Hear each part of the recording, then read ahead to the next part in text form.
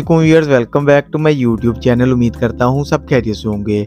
आज की इस वीडियो में मैं आपको एल्डम टैबलेट के बारे में बताऊंगा, इसके यूजेस बताऊंगा, इसके तरीका इस्तेमाल का बताऊंगा और इसके साइड इफ़ेक्ट्स के बारे में बात करेंगे।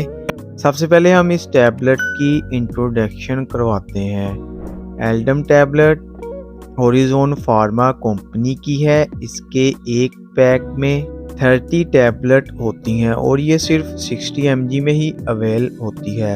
इसका फार्मूला एटोरिकोक्सिब है। बात करते हैं इसके यूजेज की कि ये हमारे जिस्म में किसी भी किस्म की दर्द हो, यानी किसी भी किस्म की जिस्म में दर्दें होती हो तो उसके लिए एटोरिकोक्सिब को इस्तेमाल किया जाता है।